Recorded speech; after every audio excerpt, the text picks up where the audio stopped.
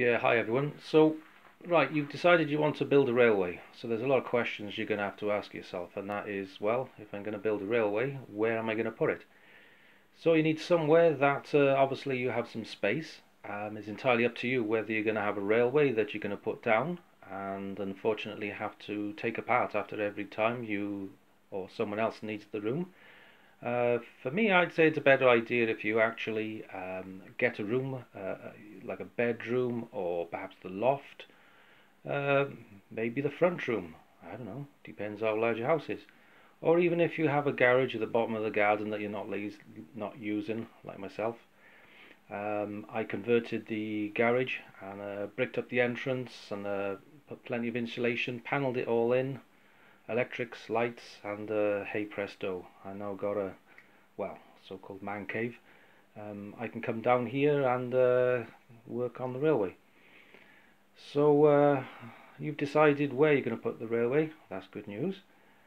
Now you need to work out how big you're going to have this railway. Huge, large, as big as possible.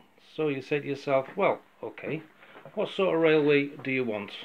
What do you want to get out of your railway? This is what you've got to ask yourself. What do you want to do with the railway, and what sort of things would you like to have in it? Perhaps write it down on a piece of paper. Well, I like building models. I like building things, constructing things. I want to make lots of little miniature features. I want a water feature or a canal or a mountainside with water running down it.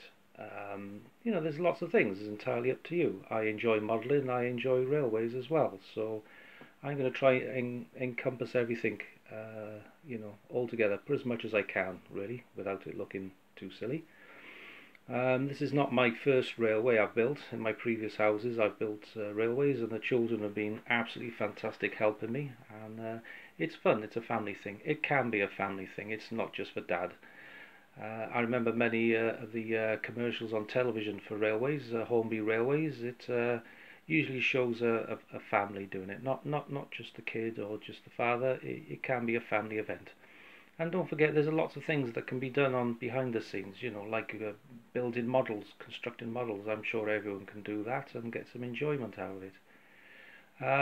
So I've got some track I've just put down, some track left over from another railway that I had. And what I want to do is build two station platforms and a large wagon yard that. I would like to have a larger wagon yard than what I previously had, because now we've got the space to do this. I'm just going to work out how many tracks I can have and what sort of station platform I got space for. So working all these things out, you've got to work, be practical, but obviously try and plan ahead, but don't plan too much, otherwise you just get yourself bogged down and then you just perhaps lose interest. Just get the basics down. Do you just want railway stations and coaches, or perhaps you like wagons? Or you want a mixture of both? I'm just going to be awkward and say I want a mixture of both. I'm going to have two station platforms over here. So if I move closer, I'm just using my old station platforms just to gauge roughly how wide all this space is going to take up. So I can have one main line, one branch line, a side line, and then this is going to be another line. So altogether I'm going to have about 3 trains running at once.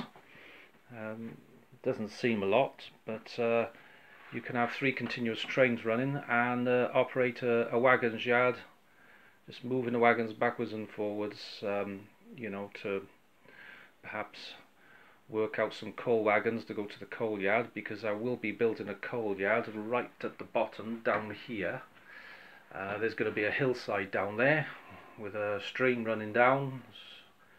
Yeah, so there's lots more work going on down at the bottom there, but at the moment I'm just looking at the wagon area. I'm just going to do one section at a time, I think. So yeah, when you get some sort of idea of what you want, I would say actually look around and you know, have a think, you know, how much track you want, because you don't want to do it confusing. You don't want to make it so much track it's just going to confuse you. Because don't forget, it's not just the track; it's running all the electrics as well. So think about the electrics for it. Okay, so I'm just going to end it there at 5 minutes, and I hope I haven't bored you. And I'll make another video on the next section, I suppose. So that'll be it for me now, and I hope you enjoy this video, and I'll make another one shortly. Bye for now.